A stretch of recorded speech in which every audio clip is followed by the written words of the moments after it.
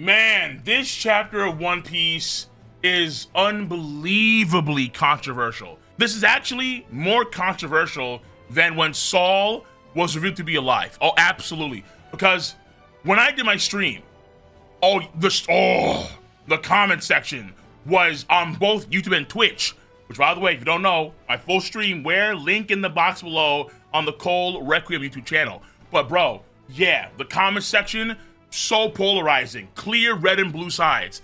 I checked Twitter, I checked Twitter, and it is a battlefield. It is a war zone. Call of Duty couldn't have produced better quality content than that. The amount of infighting in the One Piece fandom was pretty aggressive, for damn sure. Clear sides. This is Gota peak fiction. This is high quality content at its finest, without a damn doubt. Well done. Or this is trash. This is straight up dog water. This is Kinemon still being alive levels of crap. Oda, what are you doing? Quote Gota? Lol. Trash. Okay. Oh man. So by now, if you have watched my stream, you know that we did talk about this 6 months ago around. I'm pretty sure other creators did too, because it was pretty clear, the signs, that Oda was trying to have Bonnie go along the path that he set for her very clearly in the Kuma flashback.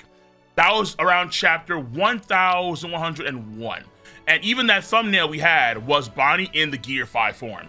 And lo and behold, here we are. But even back then, I had problems with that. I talked to the content creators about that, mainly Eric of the Red Force podcast.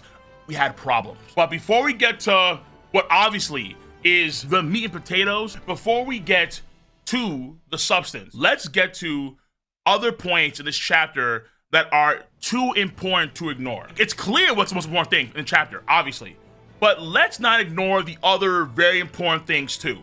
Like, for example, at the very end of the chapter, when the robot senses Joy Boy, I think that the robot is just sensing Luffy. Not Joy Girl, but Joy Boy. Just Joy Boy. But I'll explain why in the hefty meat and potato section. And also ties into when Luffy actually went to Gear 5 for the first time.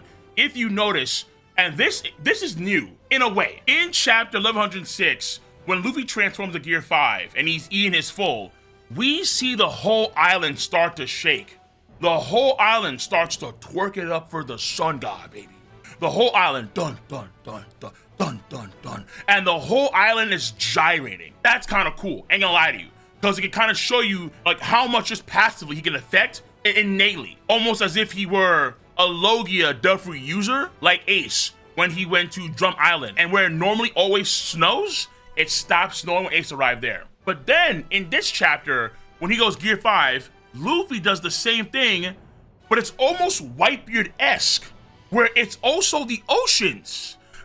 We see the ships, like these big war-class ships, start getting thrown into the air, just passively, because Luffy's in Gear 5 now. And even this huge Norse mythical class ship, even that ship is starting to yeet up too. Like it has the old school hydraulics, yeah! Like it has the old school hydraulics in a car, pin my ride style, let's go, oh! And Luffy is doing that just innately. Luffy is getting better with his powers. One thing on land, but even the ocean? I don't know if it's actually turning the water into rubber, or is it like some sort of weird seaquake stuff under the ground, under the water? I'm not too sure.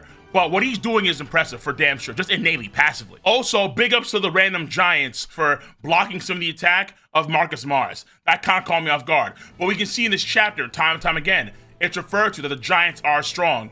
Even from last chapter, when Kashi got rolled by Doll, Kashi's back up and he's fine. The giant physique is not to be underestimated, for damn sure. For so many years, cats have done just that. No. We are going to Elbaf and the giants will get their glaze. And the super Buster Call fleet cannot take down these giants without the help of at least the elders. And even Doll and Bluegrass have been subdued by Jewelry Bonnie. So all the Doll stocks that are going up last chapter, boo!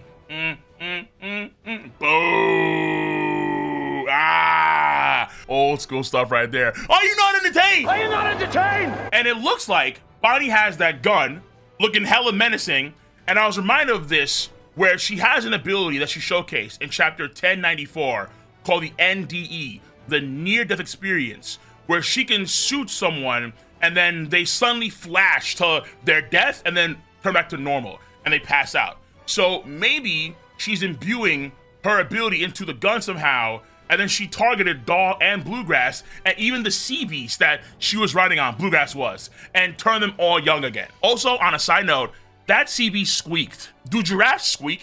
Let me know, please, because that was kind of weird. And before we get to the meat potatoes, one last thing.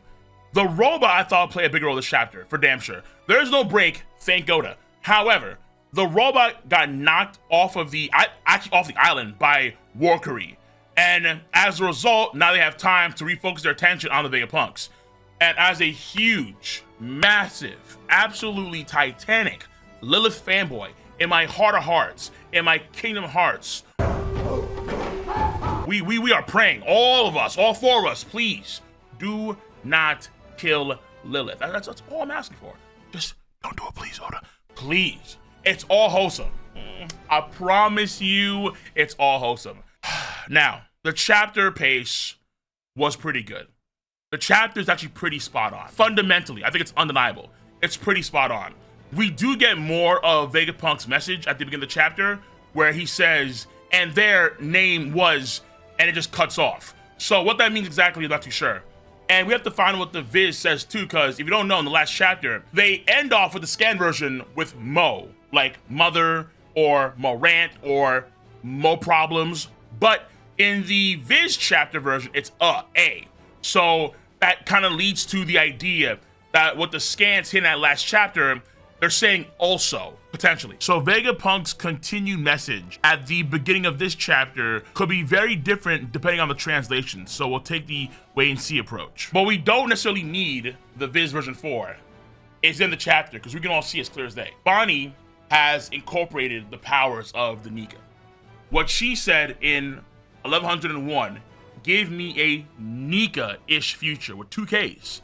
Now Bonnie has pulled up with distorted future. Give me a future where I'm totally free. I can see absolutely why a lot of cats are pissed. And here's the reason why. Like I said back then, 6 months ago, last year, Bonnie right now seems like she has the full-on abilities of Gear 5 Luffy. I would argue she does not. Number 1, I would argue what the robot heard was not Bonnie, but Luffy. 2 is that when Luffy goes into his form Gear 5, he alters the environment around him naturally. But Bonnie does not do that when she goes into Gear 5. So to me, that could be a sign here that Bonnie is doing what she probably has always been doing, where she's imitating. Imitation, as they say, is the highest form of flattery. Some of that sort. And she's imitating what she has learned for all her life. So let me get to the reasons why this makes a lot of damn sense. And this predominantly revolves around themes and setup. Bonnie, all of her life, has been indoctrinated, not a good word to use, but she has been getting the sun god sauce. That's undeniable. Bartholomew Kuma, as a buccaneer, has been all about the sun god. His father, his mom, himself, all about the sun god. When Bonnie was a girl, Kuma was dancing to what? Dun, dun, dun, dun, dun, dun, dun, dun. He was twerking it up for the sun god Nika. And Bonnie, as a 12-year-old girl, mind, she's 12 years old, these things are still fresh in her heart. Keep in mind, she was raised in a church where it's a cross, and in the middle of that cross is what? The sun. Her powers allow her to envision herself, because again, imagination. Maybe dreams, but I would say it's all about SpongeBob style imagination. Imagination. She, in the past, heard about Nika having a rubbery body, therefore he can fight as freely as possible. And in the past, in the flashback, Bonnie starts to mimic what she's been told about how the sun god, how Nika fights with that rubbery. I love to see it. I love to see the new subs pull up even when I'm not streaming. Bless your heart, absolutely. But that being said, when she heard about the sun god's ability, she tried to mimic that because that's how she pictured it. When she first attacked Vegapunk and she was in that hulky form, That hulky form is reminiscent of chapter 1044, Luffy's muscle form. Imitation. She was imitating the sun god in many respects. And because she has seen Luffy in action recently, she now knows exactly what to kind of do to be the sun god or the sun goddess, the joy boy, the joy girl. She knows what to do. And the circumstances are very different compared to chapter 1103, where in that chapter, what do we see? Bonnie tries to attack Saturn, but the attack is very, very weak. And then Saturn notes to how her powers work. And because she started to doubt on whether or not the sun god Nika was real, her faith started to waver and her power started to waver. Recall Rayleigh's words at the end of the pre-time skip. To not doubt. That is strength, or something of that sort. A very important pillar in her ideology. And here he is in the flesh. Monkey D, at least the power user is. Monkey D. Luffy, not the actual sun god itself, but the Duffy user. And now that she sees this, faith renewed, restored, and she can envision a future of her being essentially like Luffy. But before, there wasn't a name to the face. All she had was the blueprint. But now she's seen the working model. So from there, her powers take over. What she's been doing for a minute now. So these are like the general gist of why this makes a lot of sense. Oda has been clearly setting up that bedrock for a minute now when it comes to Bonnie and her powers. And particularly because of her age too. She is 12 years old, but because she's so young, she has so much potential. So she has the ability to imagine herself to be so many different things in the future because the sky is the limit for a 12-year-old girl. This same energy also plays with Luffy himself, since Luffy is 19 years old, but obviously very immature as a person. But that immaturity also tends to benefit his abilities. Bonnie is very similar in those regards. And you can see now in a host of ways why it was fated to be inevitable Bonnie would be able to achieve at least a similar form to Luffy in Gear 5. But here's the flip side of the coin. Here's where, nah, this ain't it. And this revolves around execution and power systems. Not power scaling, but power systems. This does not feel deserved at all, especially if Bonnie is able to use the flat out abilities of Gear 5 the exact same way Luffy can. There was an idea in the post chapter discussion I had on twitch.tv after all the chapter reaction that Eric of the Red Force podcast brought up. Bonnie has been through so much and she's seen Kuma's flashback that mentally she is very honed, even though she's like a 12-year-old girl. It was something to that sort where she has gone through a lot of mental anguish, but as a result, that mental anguish has made her mentally tougher. Her heart is stronger. However, Luffy had to go through a lot to awaken his abilities. A lot. And keep in mind, when Luffy achieves said awakening, in of itself, it's super controversial because a lot of folks aren't about it, which of course, to each their own. But I'm pretty sure most of us would recognize that Luffy has gone through more to achieve his level of Duffy Mastery compared to Bonnie, considering the fact that Luffy is awakened and Bonnie is not. Luffy's getting a lot better, and we see that in real time. So it's absolutely earned compared to Bonnie, where Bonnie, in some sense, could be pulling here the Super Saiyan card like Goku and Vegeta compared to Trunks and Goten. She's Goten and Trunks. Luffy is Vegeta and Goku. These guys had to go through hell to get it. And here it is after like 1 day of training, boom! Super Saiyan, yeah! Like, what? No. So it feels like that in some sense, absolutely. And then on top of that, it's the fact that Bonnie is not an awakened Devil Fruit user, as far as we know. Every person that has achieved awakening has been what? Notified to us in the story. That's what it is. So whether it's Doflamingo, whether it's Katakuri, whether it's Kid, whether it's Law, whether it's Luffy, the awakened fruit users, for the most part, are indicate to us, the readers. Bonnie should not be awakened. And yet, here she is doing what she's doing. This is particularly irksome if Bonnie has all of the attributes of the sun god. So she can do all the things that Luffy can do with Duffy Awakening. Now, obviously, she doesn't have the Haki. She doesn't have real Haki. She doesn't have Conqueror's Haki Infusion. If she gave these things automatically, okay. However, though, okay, if you assume that she can do the same things Luffy can do with Death Awakening, then that's a bit much. Again, as a non-awakened Death power user. And even though the signs were there, it doesn't overcome the feeling of an ass pull. It doesn't overcome the feeling of the Mary Sue. And honestly, right now, considering the entertainment ecosystem right now, things like Star Wars, and a lot of folks really off-put by things that are quote-unquote woke, folks would also perceive this as a sign of that, where the guy, the Joy Boy, has to go through hell and high water, but the girl just, yeah, it's easy, not a big deal. Damn. Well, so people can perceive it that way too, I think. Though, obviously, I wouldn't put too much stake in this. And again, to reiterate here, she has gone through training for her powers, let's say for the past 6 years, when her powers first started showing signs. But considering where Luffy is at right now in this stage of the game, it is absolutely not justifiable to say that what Bonnie has gone through is an equivalent of what Luffy has gone through. So there are various things on both sides of the aisles that make sense, particularly when you take, let's say, on the negative side of things, when you take Bonnie's abilities at face value. If she can do what Luffy can do, that means that she could potentially do this for any power user.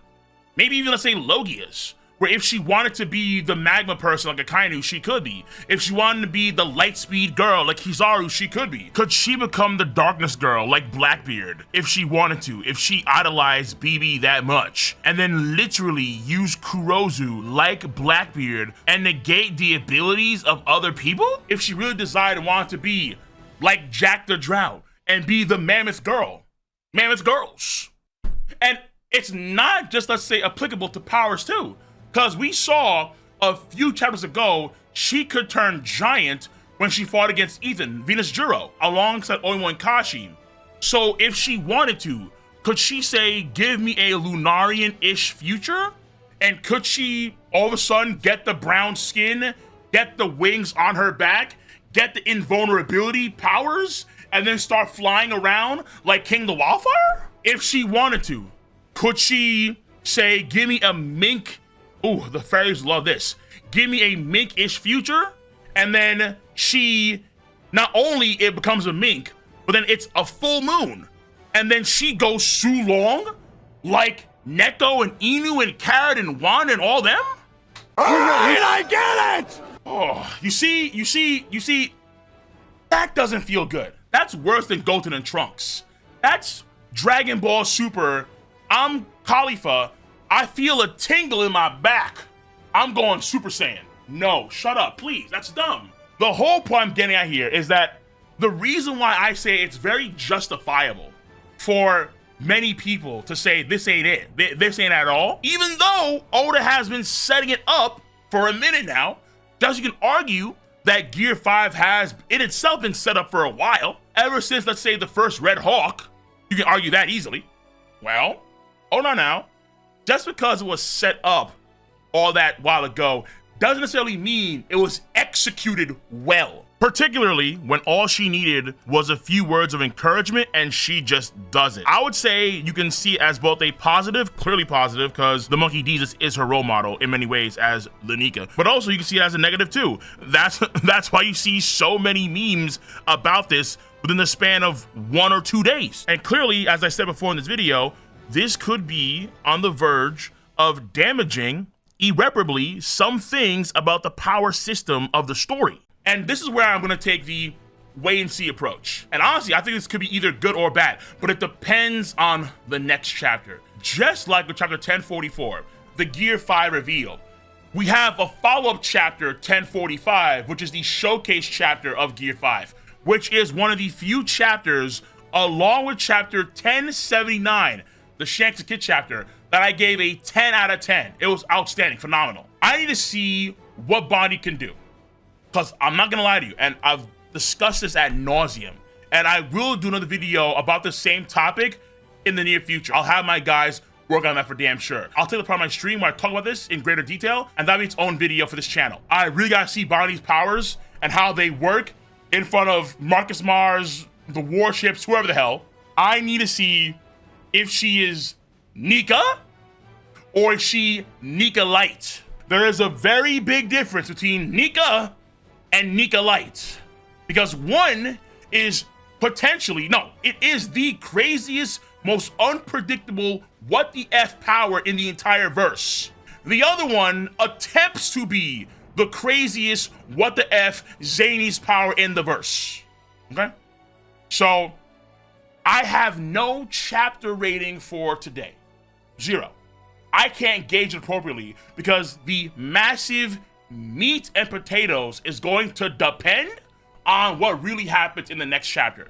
Just because it's set up doesn't necessarily mean it's properly executed. That's a very important thing. That's why Gear 5 itself is so controversial. Because you can argue that Oda retconned that. You can argue that. I would say he didn't, but folks can say have. So, we'll see. Take a step back. We have no break, so I'm gonna wait. But let me know your stance on this chapter. Well, keep it short. Let me know your stance on the chapter at hand. If you enjoy my video content, make sure to give a thumbs up, subscribe to the channel, and click on that bell to join the notification squad. I'm gonna catch you guys and gals on the flip side. See you. Bye bye.